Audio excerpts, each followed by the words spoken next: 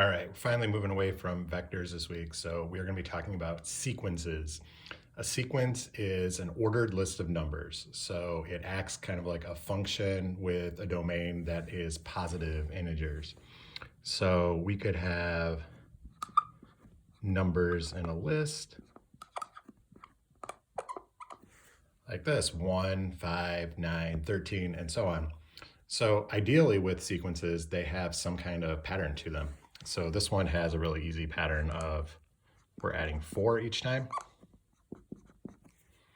Now, we don't necessarily have to have a pattern in order to have a sequence. We could just have a random list of numbers and it would still be a sequence.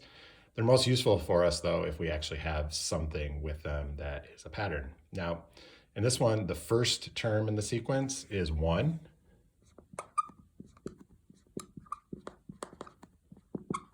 It's the first number that's listed. The second term is 5. And then we keep going with that. So if you're thinking about it as a function,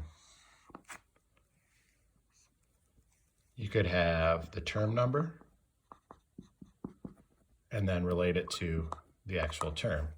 So here the first term is 1, the second term is 5, and the third term is 9. So the term number acts like our x, and the term itself is our y. And so we can think of it as like a linear function here, that it starts with 1 and it's going up by 4 each time.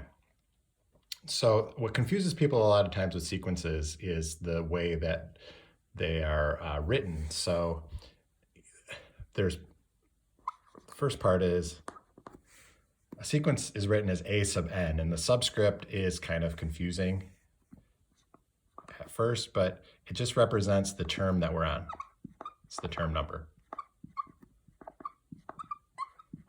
Okay, so if we're saying a sub 1 is the first term in the sequence.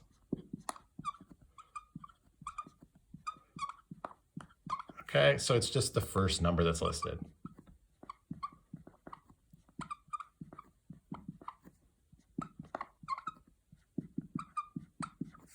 Okay, so a sub 1 would be the first term. A sub 2 would be the second term. A sub 3 would be the third term. Again, if you have a with a little 1 there, the way that we say it is a sub 1. It's a subscript. The other kind of confusing part of it is every once in a while you'll see this bracket kind of notation. And we're just listing all the terms off as a group. And then the dot, dot, dot part just means that we're going to keep going.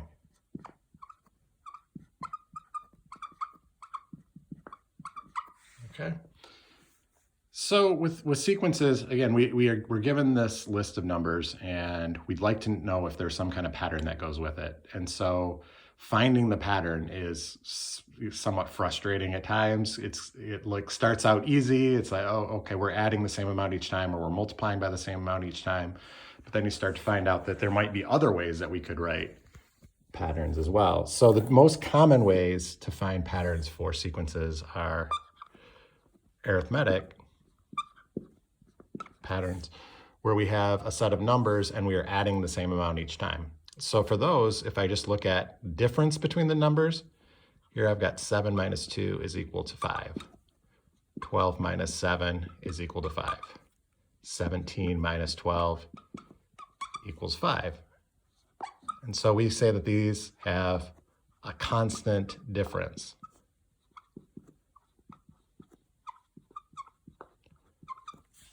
Okay, and the constant difference here is 5, and this makes what's called an arithmetic sequence. An arithmetic sequence acts just like a linear function. So our constant difference is our average rate of change. Okay, so if you have an arithmetic sequence, we can actually write out a formula that will give us the next term and all the other terms after.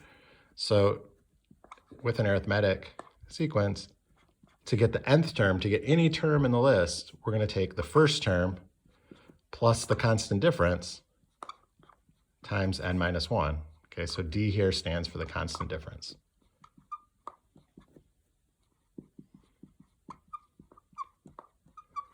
A sub 1 is the first term. A sub n, this gets you the nth term. So if I wanted the 8th term, I would let n equal 8. If I wanted the 20th term, I would let n equal 20.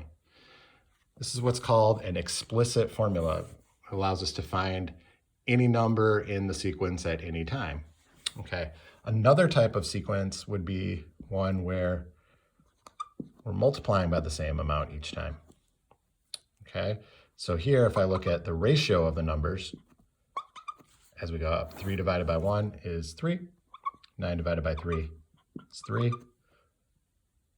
27 divided by 9 is 3. So each time I'm multiplying by 3, we have what's called a constant ratio.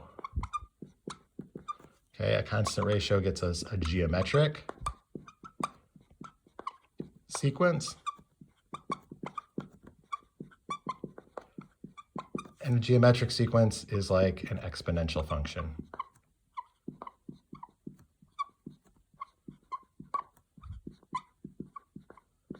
Okay, and so for an exponential function, it's going to have this kind of look here, geometric sequence. We have the first term times r, which is the constant ratio. It's what we're multiplying by each time. And that's going to be raised to the n minus 1 power. So again, the a sub 1 represents the first term there, and the a sub n represents the nth term. Sometimes you use a different letter there, like we could do g sub n, we could do b sub n, we could do whatever. A sub n is kind of playing the role here of when we do like f of x, okay? And so we're putting some number into the function, and then we're getting something out. Here, what we're putting into the sequence is n, and then what we're getting out is the a sub n.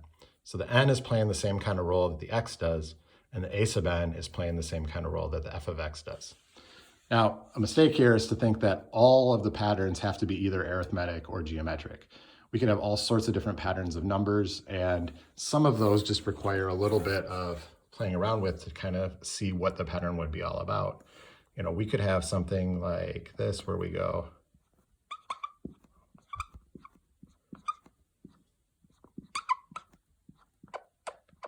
okay, and now you could see here that if we look at how much the numbers are going up by, it's going up by 2, it's going up by 3, it's going up by 4, it's going up by 5. So it doesn't have a constant difference, but the numbers that we're adding each time are going up by 1. If you see something like that, it ends up as a quadratic type of expression, but that makes it a little bit more complex to figure out what the formula is going to be, instead of just having something that's a nice pattern like the arithmetic one or the geometric one. And so that takes a little bit of playing around with. But if I ask you what the next term in the sequence would be, we would add 6 to it, and the next term would be 21 if you're trying to figure that out. Okay, so this is a little introduction to sequences, and that's the first part of what you are going to be doing for problems this week. Just working with sequence formulas, trying to figure out what the next term in the sequence would be, getting used to the notation with it. This is going to be like a 2-week process. This week we're going to do some sequences. We're going to learn about the summation symbol, and then next week we're going to talk a little bit about series. So that's part 1 for this week.